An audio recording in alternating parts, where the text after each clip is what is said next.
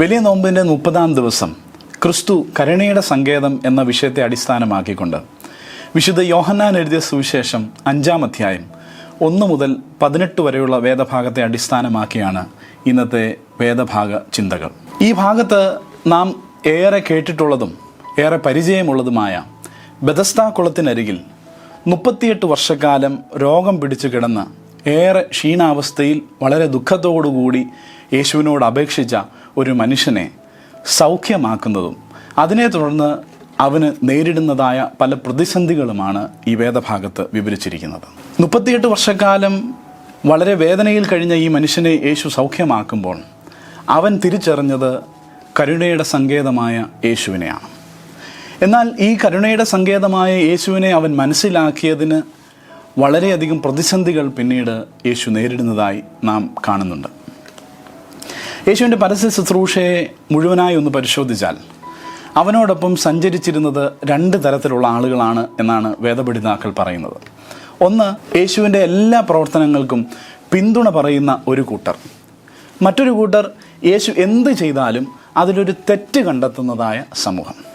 ഇവർ യേശുവിനെ കുടുക്കുവാനായി പ്രയാസപ്പെടുത്തുവാനായി അവനോട് എപ്പോഴും ചേർന്ന് സഞ്ചരിച്ചിരുന്നു. അങ്ങനെ നോക്കുമ്പോൾ ഇന്ന് ഈ വേദഭാഗത്ത് നാം വായിച്ചതായ സന്ദർഭത്തിൽ 38 വർഷക്കാലം സൗഖ്യം ആഗ്രഹിച്ച ഒരു മനുഷ്യനെ യേശു സൗഖ്യമാക്കുമ്പോൾ അവിടെ അവർ ഒരു തെറ്റ് കണ്ടെത്തുകയാണ്. കരുണയുടെ സങ്കേതമായ യേശുവിനെ ക്രൂരതയോടെ നോക്കുന്നതായ ഒരു സമൂഹമാണ്. അവർ പറയുകയാണ്, നീ ഇന്ന് സൗഖ്യമാക്കിയത് ശബത്തിൻ്റെ നാളിലാണ്. ശബത്തിൻ്റെ നാളിൽ ഒരുവനെ സൗഖ്യമാക്കുന്നത് വിഹിതമല്ല എന്ന് അവർ പറയുന്നു. യേശു എപ്പോഴും ശബത്തിൻ്റെതായ നിയമവ്യവസ്ഥയെ ചോദ്യം ചെയ്ത ഒരുവനാണ്. ശബത്തിൻ്റെതായ നാരോ മൈൻഡഡ് ആയിട്ടുള്ള സങ്കുചിതമായ ചിന്താഗതിയെ യേശു എപ്പോഴും ചോദ്യം ചെയ്യുന്നത് നാം കണ്ടിട്ടുണ്ട്.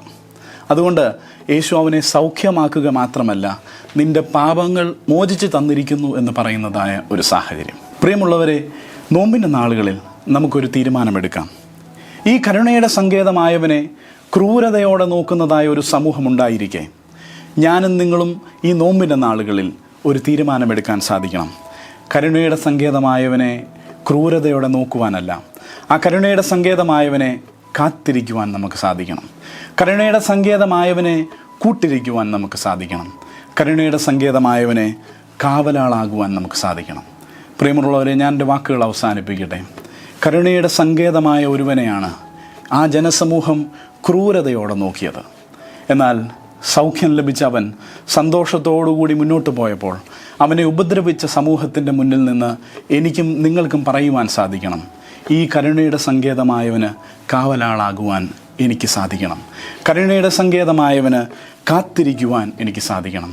കരുണയുടെ സങ്കേതമായവന് കൂട്ടിരിക്കുവാൻ നമുക്ക് സാധിക്കണം. പ്രിയമുള്ളവരെ, ആ ഒരു തീരുമാനത്തോടുകൂടി കാത്തിരിക്കുന്നവരാകാം, കൂട്ടിരിക്കുന്നവരാകാം, കാവലാളാകുവാൻ ദൈവം നമ്മെ ഈ വചനങ്ങളാൽ ഇടയാക്കട്ടെ.